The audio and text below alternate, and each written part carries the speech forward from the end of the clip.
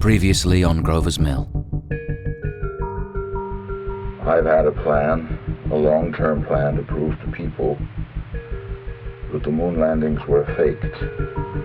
The lie was so beautiful, even the people that built the lie ended up believing that it happened. Facts just have no place in the argument. I have new facts, as it were, from one of the 9 people involved in this conspiracy. This is a nice small town and there is no mystery, okay?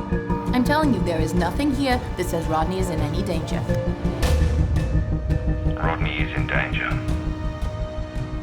We think operatives of the state have tried to get to Rodney and, more importantly, get the tape recordings and the other documents that prove the moon landings were fake.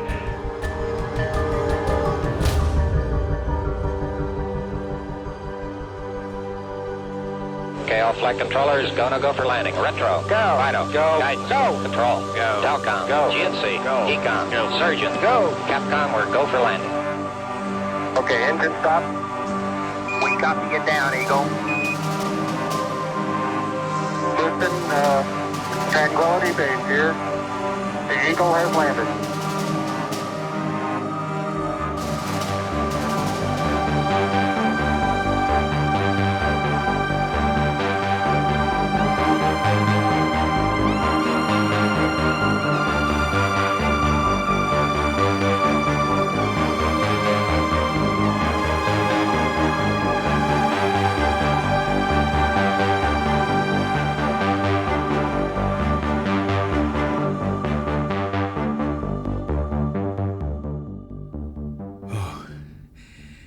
So, I'm in my hotel room, and after a really hectic few weeks, I need to tell you that over the last couple of nights, some bloody strange things have been happening.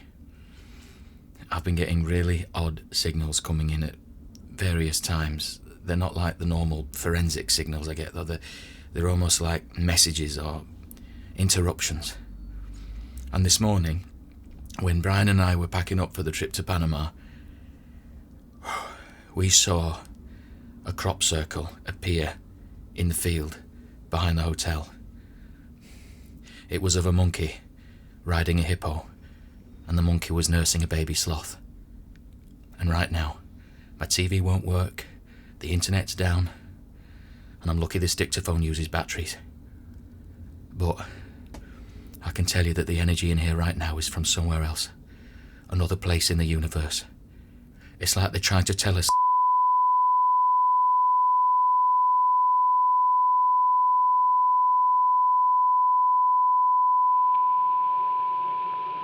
Ladies and gentlemen, we interrupt our program to bring you a special bulletin from the Intercontinental Radio News. If you're hearing this broadcast, then that means that this episode of Grover's Mill has been stolen, ripped from the hands of logic and truth.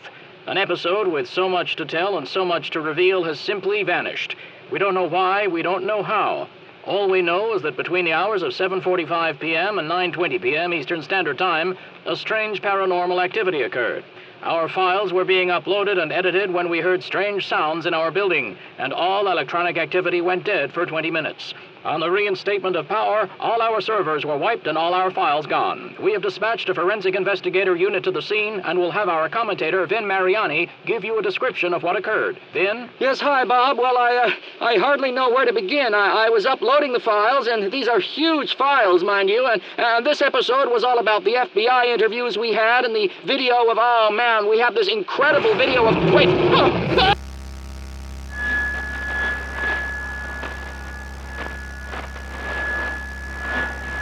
Ladies and gentlemen, due to circumstances beyond our control, we are unable to continue this episode of Grover's Mill. Evidently, there's some difficulty with our field transmission. However, we will return to that point at the earliest opportunity. In the meantime, we have a late bulletin from San Diego, California. Professor Burkhoff Fetterton speaking at a dinner of the California Astronomical Society. It would seem that our announcement about the missing episode has been hijacked as well. This is indeed chaotic. We are experiencing interference on top of interference. Ladies and gentlemen, I have just been informed that we have finally established communication with Vin Mariani. The next voice you will hear will be that of Vin Mariani, brought to you by Direct Wire. Vin, are you there? And how long have you been experiencing this rage towards your mother? Ever since I was 12, when she came home and gave the cookies to the dog and not me. She neglected your hunger. You see? She gave to the dog what she couldn't give to you. Oh my God. Cookies? Yeah, cookies. Ladies and gentlemen, I have a grave announcement to make. Incredible as it may seem, both the observations of science and the evidence of our eyes lead to the inescapable assumption that we seem to have patched into a private conversation.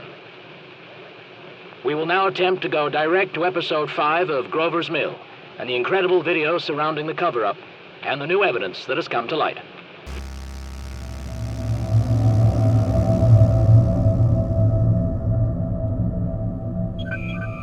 Welcome all to Mercury. Your data clocks are set. Remember, the air is dangerous, but the nitrogen is not. Next flight to Saturn departs in 42 orbitals. So, how was Mars? Oh, man. Those Martians are hilarious. They're all drunk on space juice. I don't understand Martians, though. What?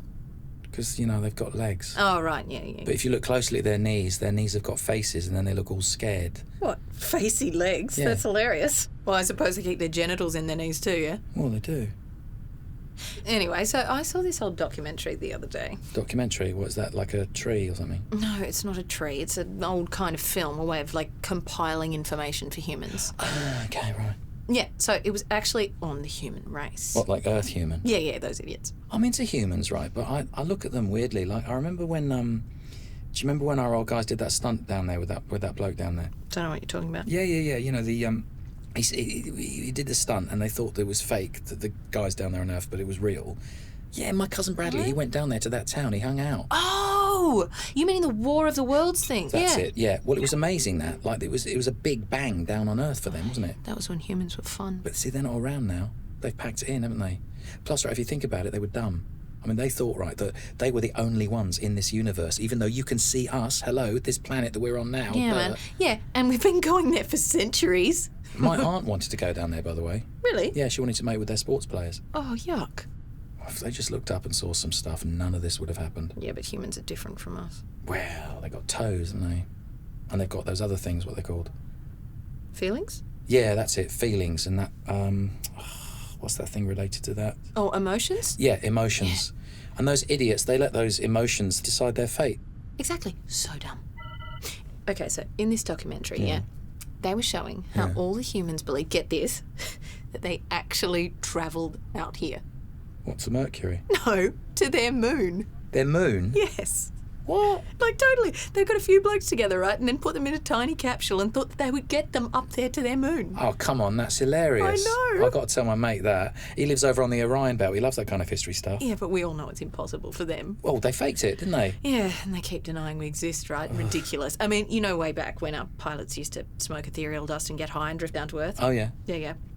So a few people spotted it down on Earth, right? The high-up Earthers shot a few down, hid the rest. But they saw it? Yes, but the high-up Earthers made it all seem fake and made out that those that saw our pilots were crazy. Oh, man, that's so fucked up. I know. Why couldn't they just see what they were doing to each other? All those cover-ups, the lies, the war, right? I mean, strange given the way they're all the same humans, right? They're not like us out here. We're all different beings. Yeah, they didn't realise, of course, until it was too late. Oh, we're so lucky to be up here, aren't we? Oh, look, mate, we take all this nitrogen and gas for granted.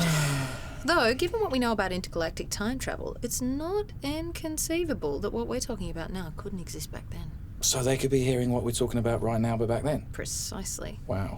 How funny would that be? Yeah. I guess it's floating in the dimension gap, so it, lives forever, doesn't it? Totally. It'd be weird, though, wouldn't it? Because we know they wouldn't believe that they were listening to us. They'd think it's something else. Yeah. You know what I wouldn't mind doing? No, go on then. I want to show them how wrong they were, right? I want to go back in time. Well, we can do that, easy. And all I want to do is become their president and then sleep with as many of their females as possible. Let's say 1 million, and get them all pregnant. What would that achieve? Well, they'd have all, big orange heads, wouldn't they? Big heads. Like orange oranges. heads? Yeah. Well, it'd be kind of like a metaphor, wouldn't it? For what? That we have bigger brains. Hmm.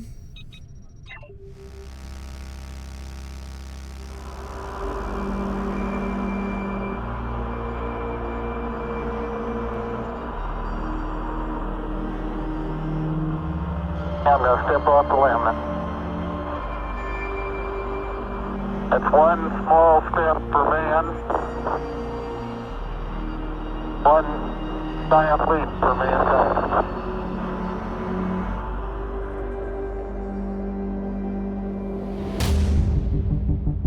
Next time on Grover's Mill. Moon landings? No, we're just here scouting for locations. We're in the movie business. But no one's gonna believe us. They'll think we're just deluded conspiracists. But we have evidence, man. Evidence isn't proof. There is only one way to prove that they faked it, and that is to fake it. The one thing you aliens don't understand about humans is they are, for the most part, illogical and irrational. They are built to destroy themselves.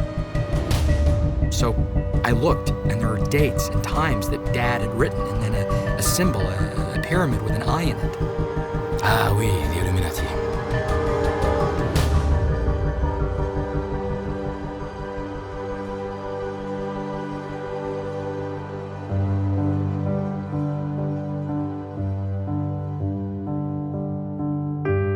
Grover's Mill is written and produced by Matt Cohen-Gold, Garrett Dupes, and me, Wilkie Poe. Music and sound design is by Matt Sladen, with special thanks to Rupert Degas and Amy Horn. We'd also like to thank Megan Tate, Mark Gluhack, Barry Stewart, Marcus Beer, Stephen Busatil, Zan St. Pierre, and Anya Dolganova. This has been a Grover's Mill production, copyright 2018.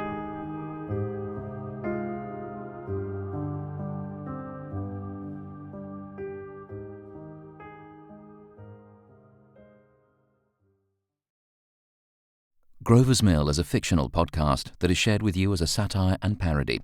It depicts entirely fictitious situations that are products of the writer's imaginations. The podcast references familiar places and events, and whilst we have also used some real-life personalities, the characteristics, qualities, and actions that we've applied to those people are not intended to be real. We also do not suggest any association with or sponsorship by any person or entity. All other names, characters, and incidents portrayed in this production are fictitious. No identification with actual persons, living or deceased, places, buildings, and products is intended or should be inferred. For further information on Grover's Mill and its use in satire, parody, and fiction, please read the disclaimer on our website, groversmillpodcast.com.